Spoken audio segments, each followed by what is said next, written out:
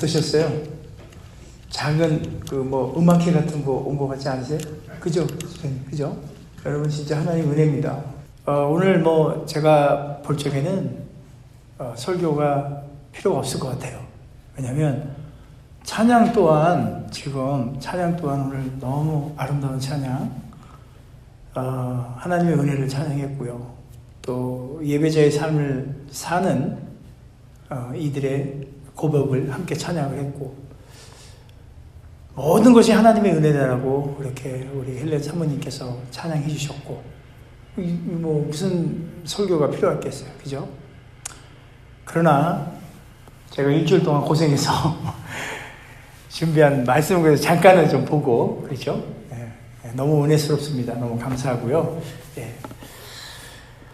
요즘 아주 코로나 이것 때문에 아주 골치가 아픕니다. 너무 아프고, 지금 다른 큰 교회들도 다시 또 이렇게 또 방역이라든지 또 거리 유지라든지 또 집회의 어떤 규약 같은 거, 이렇게 규정 같은 거를 조금씩 더 이제 또 다시 이렇게 돌아가는 것 같아요. 그래서 일리노이 같은 경우에 지금 25명 이상은 모이면 안 돼요. 그래서 저희 교회도 굉장히 곤란하게 생각하고 있는데 25명 이상씩 못 모이니까 온라인으로 이 설교를 듣는 분들은 굉장히 생각을 할 거예요. 저희가 한 몇백 명 모이는 줄 아는데 사실은 한 200명 조금 안 됩니다. 알아두시라고 얘기 드리는 거예요. 그런데 지금으로부터 한 10여 년 전에 미국에서 대단한 일이 한 번 있었어요. 이게 무슨 일이냐면, 여러분 혹시 패스트 푸드점 중에 아주 유명한 곳이 있는데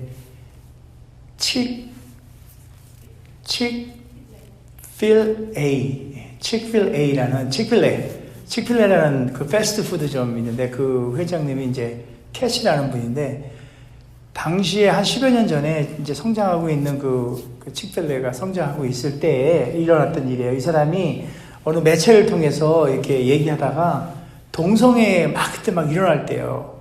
우리 그런 일, 그거는 죄악이다. 이런 식으로 표현을 했어요. 그랬더니만 이 동성애 옹호자들하고 헐리우드 배우들까지 일제히 그 사람을 비난 쏟아붓는 거예요. 그리고 또 더군다나 그런 시위를 그 칙필A 그 레스토랑 앞에서 시위를 하는 거예요. 정말 이 미국과 같이 이게 다양성, diversity, 이렇게 다양성을 주장하는 이 미국이란 나라. 특히 또 그 동성애와 같이 이런 것들의 갈등들이 굉장히 첨예하게 이렇게 일어나는 이런 나라에서 동성애를 비난하거나 동성애가 죄라고 얘기하거나 이런 얘기를 하면은 그 비즈니스는 접는다고 봐야 되지 않을까요? 근데 이분은 더 특이한 게 주일날 문을 닫아버렸어요. 주일날. 어떤 기자가 이 CEO, 그 캐시 이분한테 물어봐요. CEO로서 당신이 한 일 중에 가장 뿌듯한 것이 무엇이냐고 물어보니까 이분이 대답이 좀 특이해요. 주일에 쉬기로 한 것입니다. 라고 주일날 쉬기로 했다는 거예요. 보통 이게 경제학이나 이런 논리적인 것으로 봤을 때에는 주일날 문을 닫으면 대략 매상의 20%가 떨어진답니다. 20%면 굉장히 큰 돈이에요. 주일 하루 갖고. 제가 아주 소시적은 아니면 아주 오래전에 네일 가게를 조금 해봤는데 주일날 문을 닫아야 돼요. 닫았어요. 주일날 문을 열면은 진짜 한 주간 매상의 한 진짜 20% 이상은 주일날 땡길 수 있었어요. 그때 당시 말로. 근데 문을 닫았어요. 아무튼 이 큰 기업을 이끌고 있는 그 패스트푸드 업체의 CEO였던 이 캐시라는 분은 주일날 문을 닫고요. 그리고 그렇게 하나님 앞에서 복음으로써 이렇게 하고, 닫은 이유는 물어보니까 나를 포함해서 주일날 그들도 가족과 함께 보낼 수 있도록, 또 하나님의 식구다, 하나님의 사람들이다, 하나님의 형제 자매들이 함께 이렇게 할 수 있도록 자기 또한 그러지만 그렇게 했다고 그래요. 근데 그러고 나서도 이분은 매년 지금까지 이 매출이 성장하고 있다는 거예요. 참 놀라운 사실이죠. 경제적인 논리로는 정말 이해할 수 없고, 그래서 심지어는 경제 용어에도 이런 게 칠필레의 신화라. 경제적인 매출 신장을 이뤄낸 그런 신화로서 그런 일들이 있었어요. 하루를 하나님께 드렸더니 다른 사람들이 하루도 쉬지 않고 일하는 것보다는 그것보다는 더 많은 열매를 거두게 하셨습니다라는 게 이분의 고백이었어요. 우리의 상식으로는 이해할 수 없지만 하나님께 드린다는 거, 하나님이 함께 하시면 자, 이런 일들이 얼마든지 일어날 수 있다고 저는 생각해 봅니다. 시간을 드리는 것뿐만 아니라 물질을 드려도 같은 결과가 나타납니다. 그렇죠? 이것이 하나님 나라의 드림의 법칙입니다. 오늘 말씀의 제목이 뭐죠? 드림의 법칙. 바로 이런 거예요. 시간이든 물질이든 하나님께 내가 드렸더니 더 큰 것들로. 근데 많은 설교자들이 그래요. 11조를 드려라. 그래야 복 받는다. 드려서 복 받는 게 아니고요. 사실 하나님께서는 우리 마음, 중심을 보시잖아요. 마음을 보시잖아요. 전도서 5장 10절에 이런 말씀이 있어요. 전도서 5장 10절에 은을 사랑하는 자는 은으로 만족함이 없고 풍부를 사랑하는 자는 소득으로 만족함이 없나니 이것도 헛되도다. 눈으로 보이는 모든 것을 가져도 보고 누려도 봤던 우리 솔로몬 왕의 고백이었어요.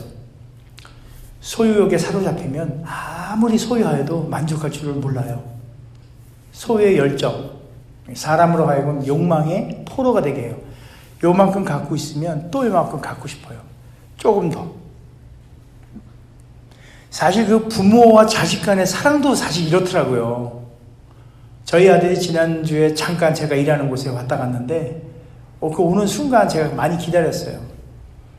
그리고 와서 제가 허그를 하고 그 아이가 그 스무디 한 잔 가지고 그냥 갔어요. 달랑 하나 그거 하나 가지고 왔는데 그 짧은 시간이죠. 근데 또 욕심이 생겨요. 더 있었으면 또 더 왔으면 하는 아무튼 모든 부모님들이 그랬겠지만 그런 소유의 열정은 사람으로 하여금 어찌 보면은 그게 좀 넘어서잖아요. 이게 이제 그 좀 욕망이라는 것까지 이르게 되고 욕심으로 이루게 되는 그러한 우리가 우울을 범할 때가 있어요. 근데 오히려 만물의 주인이 되신 하나님을 이제 우리가 알고 그분에게 이제 드리는 것을 시작을 하면 도리어 없어지잖아요. 우리가 갖고 있는 게. 근데 도리어 기쁨과 자유함을 경험합니다. 여기 계신 모든 분들은 그런 경험들을 날마다 이렇게 경험하며 사는 줄을 믿습니다.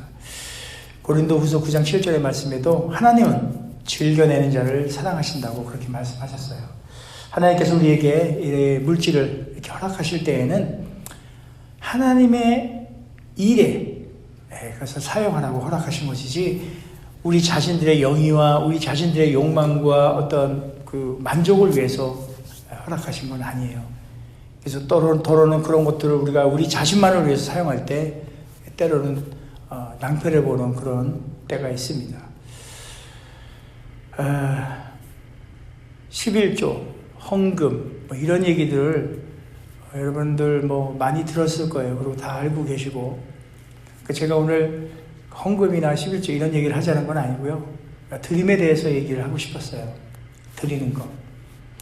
드릴 때에는 가장 바람직한 자세는 온전히 드리는 것을 가장 바람직하다.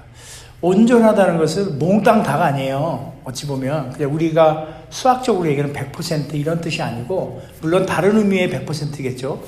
근데 어떤 양에 대한 그런 것들이 아니에요. 하나님이 뭐가 부족하십니까? 그죠? 그런 양이 아니고 마음을 보신다는 그 마음, 우리 동기예요. 동기. 온전하다는 것은 그 동기가 하나님 앞에 온전하다는 게 바로 그것이 하나님 앞에 향해 있다는 것이 바로 온전하게 드리는 거예요. 그러니까 온전하다는 표현은 쓰고 남은 거에 어떤 일부를 이렇게 드린다는 것보다는 처음부터 정성스럽게 따로 구별해서 드린다는 그런 의미예요. 즉 드리는 자의 마음인 거죠. 온전함의 마음. 제가 얼마 벌지는 못하지만 저 나름대로 정해놓은 게 있어요. 하나님 앞에 이만큼을 드려야겠다라는. 그걸 뭐냐면 거꾸로 얘기하면 그만큼 드리면 그만큼 벌 거다라는 그런 단순한 어떤 기대와 희망을 갖고 이렇게 하긴 하지만 사실 더 하고 싶긴 해요. 근데 저도 연약한지라 물질 앞에서 조금 이렇게 흔들릴 때도 있죠. 그러나 아주 풍족하지는 않지만 그래도 이렇게 먹고 입고 먹고 하는데 그렇게 불편함은 거치는 않아요. 열심히 또 일도 하고 있고. 그래서 그 중에 제가 그냥 정해놓은 정해놓은 만큼 그게 제가 얼마를 벌든지 간에 그 이상의 것으로 해야겠다는 마음이 있었어요. 왜냐하면 최소한 제가 하나님한테 보여드릴 수 있는 그런 부분들이라고 생각했으니까. 제가 이렇게 물질에 얽매이지는 않는다라는 걸 저에 대한 어떤 하나의 시그널이에요. 저 스스로에게 주는, 저한테 주는. 아무튼 드린다는 것은 단순히 이렇게 제가 지금 말씀드렸던 어떤 물질적인 것 드리는 것만은 얘기하는 게 아닐 거예요. 일상을 살면서 24시간 동안 살면서요. 보통 7시간, 8시간 주무시죠. 그 시간에 또 뭐 빼고 나면 별로 남는 시간 없어요. 그 남는 시간 그제서야 또 그 중에서 또 조금 또 빼고 나면 얼마 되지도 않아요. 하루 중에 우리가 얼마를 주님 앞에 드립니까? 시간을. 얼마 되지도 않은 시간 드립니다. 어떤 분은 말씀을 읽는데 드리는 시간이 있고 어떤 분은 기도하는데 드리는 시간이 있고 그래요. 이래 됐든 저래 됐든 하나님을 생각하는 시간이 있는 것이 드리는 시간이라고 저는 생각해 봅니다. 그래서 내 삶의 그 전체를 드린다. 우리 성경에 나오죠. 내 삶의 전체를 드린다. 이 삶의 그 전체를 드린다는 그 행위는 어찌 보면 이렇게 표현했어요. 신앙적인 신앙의 고백, 그 신앙의 고백을 통한 행위 이렇게 표현할 수 있겠는데 하나님의 은혜에 대해서 감사해서 자연스럽게 일어나는 그 반응이 어찌 보면 그런 응답들이 우리가 하나님을 향한 은혜에 대한 그 감사의 응답들이 바로 온전하게 드리는 드림의 행위가 되지 않겠느냐 이런 드림의 법칙을 또 한번 생각해 봤어요. 바울은 헌금이 봉사의 직무다. 다시 말하면 모든 성도들이 마땅히 해야 할 것이라고 말했어요. 특별히 바울은 믿음이 무엇인지 깨달은 성도들은 하나님께 우리의 전체 삶을 드리자고 권면해요. 로마서 12장 1절 말씀. 그러므로 형제들아 내가 하나님의 모든 자비하심으로 너희를 권하노니 너희 몸을 하나님이 기뻐하시는 거룩한 산 제물로 드리라. 이는 너희가 드릴 영적 예배니라.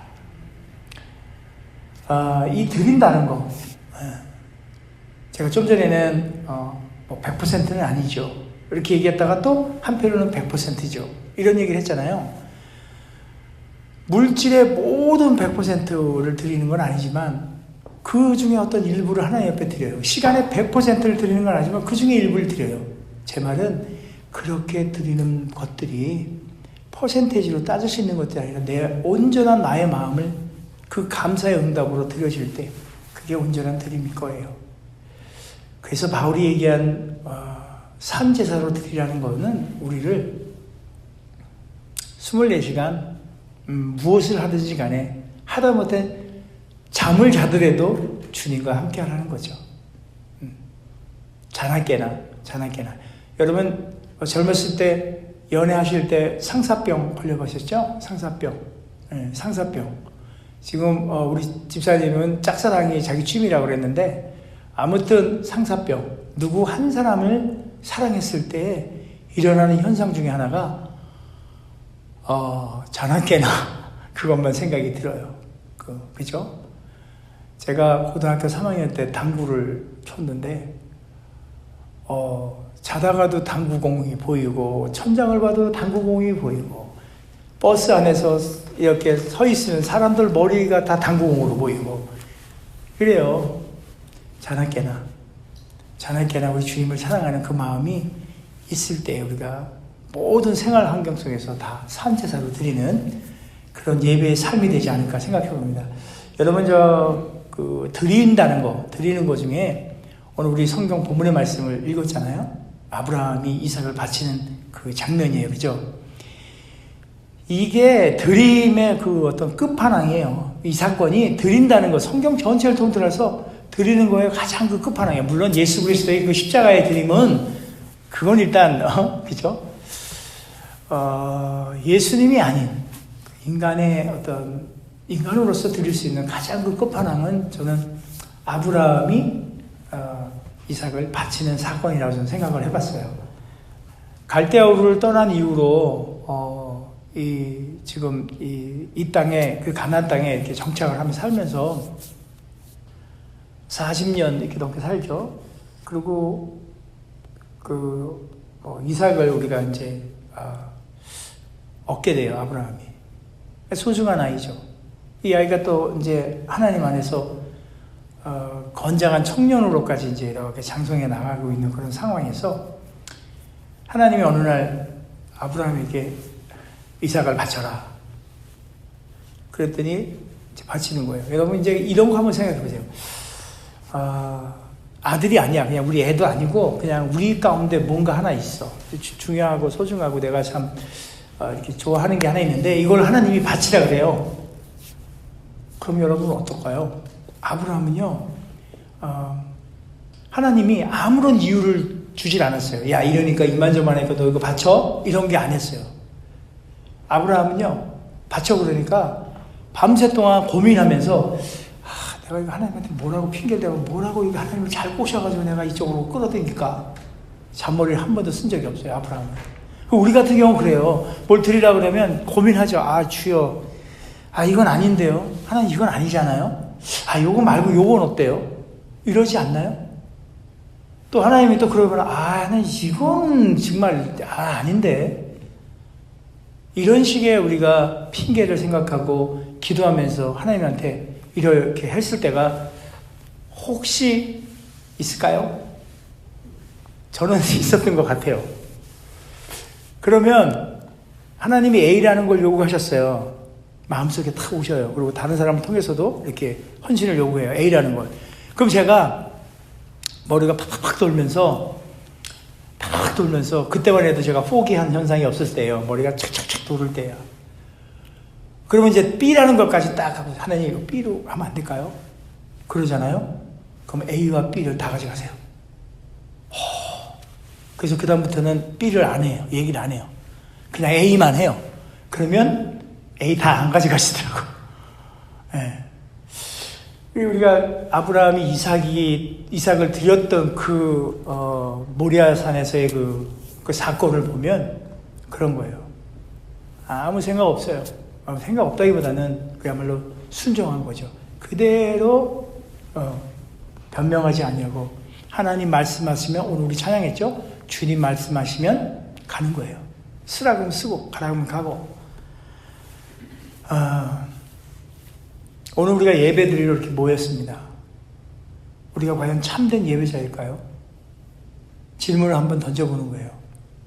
우리가 하나님이 찾으시는 그 참된 예배자인가? 이 참된 예배자들은 순종하는 거예요. 어디까지 순종해야 되냐면 오늘 말씀의 9절에 있었던 말씀이에요. 하나님이 그에게 일러주신 곳까지 이른지라. 그러니까 하나님이 여기로 일러줬어요. 이렇게 하라고 얘기했어요. 그랬는데 제가 아까 말씀드렸으니 B를 대요. 거기다가 하나님 여기까지면 안 될까요? 그러면은 안 되는 거예요. 아브라함이 했던 것처럼 그냥 이른 데까지 거기까지 이른지라. 구절의 말씀처럼 아브라함이 사흘 길을 걷고 모리아산에 올라가서 제단을 딱 쌓고 이제 이삭을 묶고 이렇게 해드려야 돼요. 번제 아시죠? 양 같은 거 이렇게 이런 거를 각을 떠가지고 이렇게 드려요. 좀 상상이 가요? 자식을 각드는데 사람을 각드는 거예요. 지금 어떻게 각도 팔 하나 자르고 다리 자르고 뭐 이래나요? 그 일을 하려고 칼을 딱 드는 순간 조금 제가 하나님 마음을 봤어요. 거기서 뭘 봤냐? 하나님 좀 급해서 여기 아브라함아 두 번을 외치는 거야. 급해가지고 아브라함 스탑 이게 아니라 야야야야야 막 이런 현상이죠. 하지마 됐어 그러면서 하나님께서 이래요. 내가 이제야 내가 하나님을 경외하는 줄을 아노라. 하나님이 이제 몰랐다는 얘기가 아니고 하나님이 나 진짜 네가 날 믿고 있는지 나 진짜 몰랐거든. 이번에 보니까 너 알았거든. 이런 게 아니고 뭘까요? 아브라함이 하나님이 원하는 그 수준의 믿음을 가지게 되었다는 말이에요. 우리도 이런 수준의 믿음을 갖게 되길 소원합니다. 네. 아멘 하신 분은 꼭 받으시기 바랍니다. 아멘 안 하시는 분들은 제가 한 번 더 얘기할 테니까 받으세요. 아브라함이 원하시는 그 수준의 믿음을 여러분들도 소유하시기 바랍니다. 아멘. 네, 아멘입니다. 여러분 예배를 표현할 때 여러 가지 말들이 있는데 찬양 이런 말들 중에 찬양 또한 예배입니다. 친교도 예배라고 제가 말씀드렸고 그 히브리 원어 중에 보면 야다라는 말이 있어요. 찬양을 설명하거나 예배를 설명할 때 야다. 이 야다라는 말의 원어를 보면 안다는 거예요. 안다. 알아가는 거예요. 알아가는 거. 예배는 제가 보기엔 그래요. 또 다른 말로 표현하자 그러면 하나님을 알아가는 거예요. 하나님이 우리를 얼마나 사랑하시는 걸 알아가는 거예요. 또 하나님 또한 아브라함의 믿음을 그 수준에 이르는 걸 하나님이 아시는 듯이 우리를 알아가는 거예요. 우리를. 이 아이가 믿음이 여기까지 있구나. 얘가 여기까지 와야겠구나. 말씀을 통해서 강대상에서 선포되는 말씀을 통해서 그 믿음 위에 또 믿음을 더해 주시고 야다. 알아가는 거예요. 서로가 쌍방. 서로가 교감해 가는 거예요. 야다. 너무 좋아요. 찬양 야다예요. 두 손 들고 찬양하는 거예요. 초대교회는 서서 두 손 들고 6시간 동안 찬양만 한대요. 찬양만. 우리 요즘은 1시간만 해도 지겨워 죽는 거죠. 그리고 손 들어보세요. 이거 5분만 손 들고 있으면 이제 팔 떨어져요. 팔이 아파. 그 기도 모임 같은 데 가보면 옛날에는요. 기도 모임 같은 데 가보면 이런 거 아니잖아요. 방석 깔아놓고 그냥 무릎 꿇고 손 들고 막 기도하고 바닥에 구르고. 지금은 그런 시대가 아니라고 얘기할지 모르지만 성령의 운행하심이 저희 교회도 있길 원합니다. 특별히 우리 시카고 이 땅에 그렇게 하나님을 경외했고 하나님을 정말 하나님 되게 했던 그 예배를 지금도 저는 사모합니다. 우리 교회가 찬양으로 그렇게 주님을 경외하는 교회가 되기를 정말 소원해 봅니다. 여러분들 함께 그런 일에 동참하시고 함께 나아가길 바랍니다. 이렇게 우리가 아브라함이 오늘 본문에처럼 아브라함이 이삭을 내어줄 때, 포기할 때, 주님을 위해 바칠 때 그보다 더 큰 하나님의 영광이 보였고 또 그보다 더 큰 그러잖아요. 두 번째 나타나요. 천사가 나타나서 너의 씨를 통해 가지고 갈대아 우르를 떠날 때 주신 그 약속을 한 번 더 확증을 시켜줘요. 그때 천사가 나타나서 얘기를 합니다. 만민이 너의 씨를 통해서 복을 받으리라.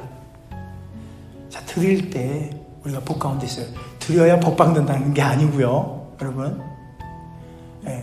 그래서 우리가 드림의 법칙을 좀 알았으면 하는 거예요. 하나님에 대한 드림의 법칙.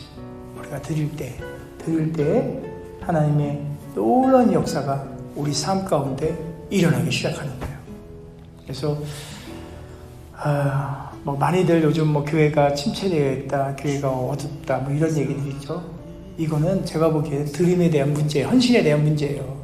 예배에 대한 문제인 거예요. 예배가 살아난다면 교회가 침체될 수가 없어요. 그렇죠? 우리 사랑하는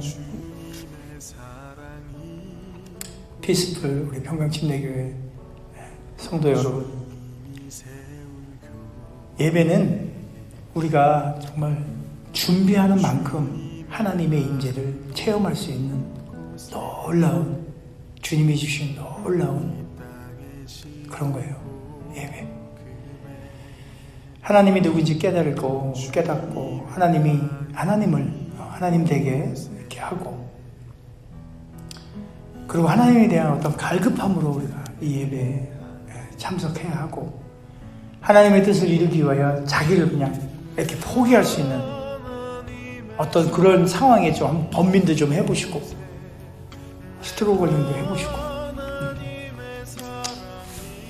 자기 포기를 통해서 정말 하나님의 원하시는, 내가 이제야 너를 알았다, 그런 온전한 드림의 그런 순종, 결단, 이런 것들이 있어야 온전한 예배 자리에 나아가리라 생각합니다.